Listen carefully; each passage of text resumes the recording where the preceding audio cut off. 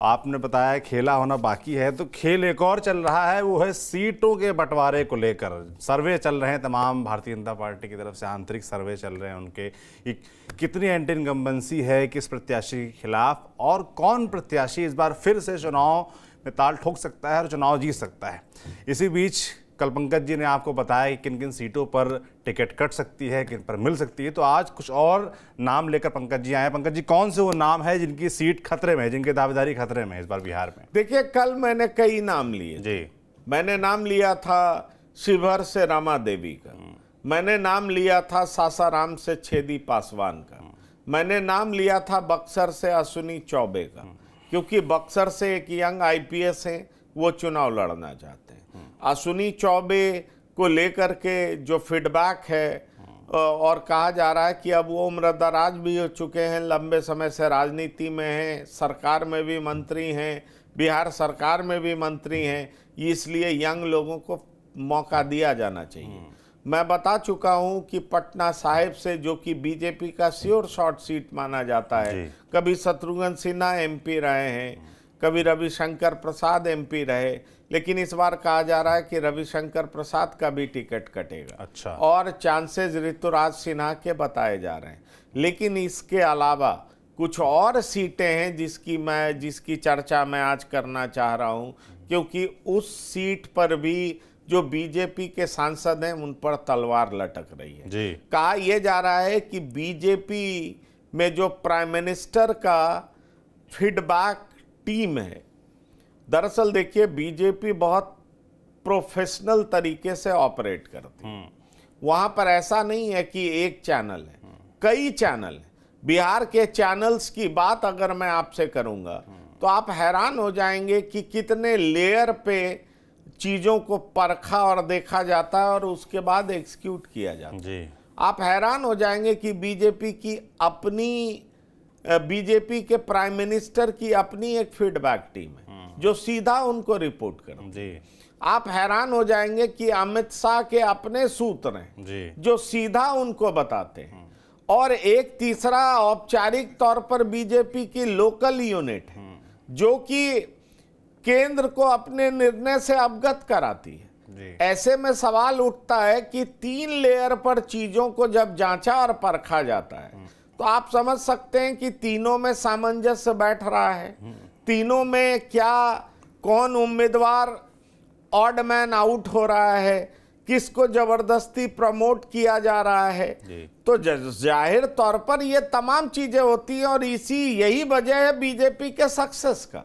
अगर आप वेस्ट चंपारण की बात करें तो वहां से भी राधा मोहन सिंह इस बार उम्मीदवार नहीं होंगे, उम्र हो चुका है। पहली बार उनको कृषि मंत्री तक बनाया गया, दूसरी बार उनको मंत्रालय में नहीं लिया गया, और तीसरी बार अब कहा जा रहा है कि वो चुनाव नहीं लड़ेंगे। उत्तर प्रदेश के प्रभारी भी तो अब आप समझिए कि राधा मोहन सिंह अब नहीं लड़ेंगे। औरंगाबाद से सुशील सिंह का भी नाम आ रहा है कि उन पे भी तलवार लटक रही है। तो आप देखें तो आपको ये दिखाई देगा कि बीजेपी के तकरीबन 10 सीटों पर जो 10 सांसद हैं उन पर तलवार तो लटक रही है। चर्चा गिरिराज सिंह का भी था, लेकिन मैं जानता हूं पुख्ता तौर पर कि गिरिराज सिंह चुनाव लड़ रहे हैं। जी हाँ, गिरिराज सिंह को कहा जा चुका है गो अहेड, और गिरिराज सिंह बेगूसराय में तैयारी भी कर रहे हैं। अच्छा। बीच में वो बेगूसराय कम जा रहे थे, बीच में वो मुंगेर जा रहे थे। माना जा रहा था कि ललन सिंह के विरोध में वो उतारे जाएंगे। अच्छा। क्योंकि उस समय JDU और बीजेपी साथ नहीं आई थी, लेकिन अब ऐसा नहीं है, अब JDU बीजेपी साथ है। पर मुंगेर में एक और बात कही जा रही है कि ये नीलम देवी जो अनंत सिंह की पत्नी है, जिनकी मदद से सरकार बनी, इस बार JDU के तरफ से नीलम देवी ही चुनावी मैदान में हो सकती है। अब आप समझिए, अगर नीलम देवी होती हैं तो फिर ललन सिंह क्या करेंगे? बड़ा सवाल ये है। इसलिए कई तरह के पेच हैं, लेकिन इतना सच है कि बीजेपी कई सीटों में परिवर्तन करने जा रही है। बिल्कुल। आपने एक सीट का जिक्र किया गिरिराज सिंह की, कि उनको गो अहेड दे दिया गया, उनको हरी झंडी दिखा दी गई और वो तैयारियां शुरू भी कर चुके हैं। ऐसे कुछ और नाम भी हैं जिनको हरी झंडी दे दी गई है और उन्होंने तैयारियां शुरू कर दी हैं।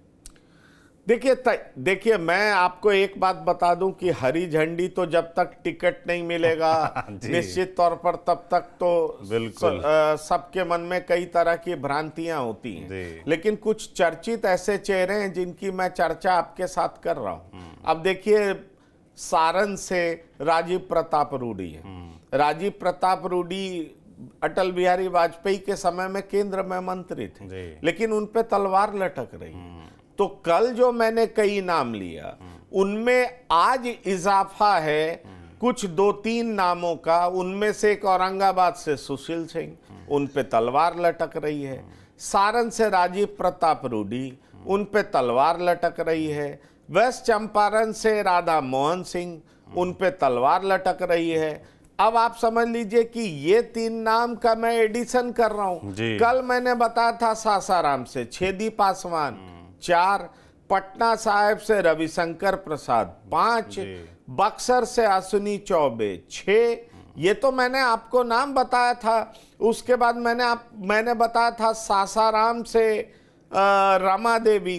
तो अब आप देख लीजिए 7-8 ऐसे नाम हैं जो कि साफ तौर पर मुझे मालूम है कि इनके ऊपर तलवार लटक रहा है।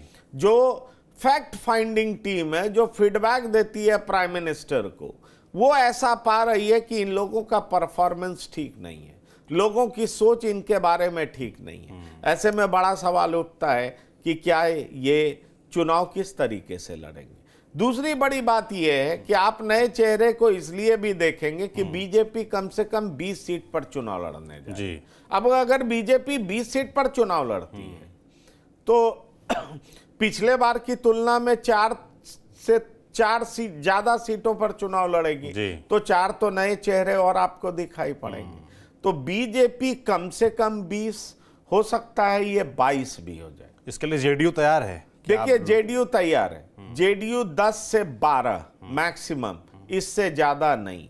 और उसमें भी अगर 12 भी होता है तो उसमें भी कुछ चेहरे बीजेपी के हो सकते हैं। इसलिए जेडीयू इस बात को लेकर के बिल्कुल तैयार है।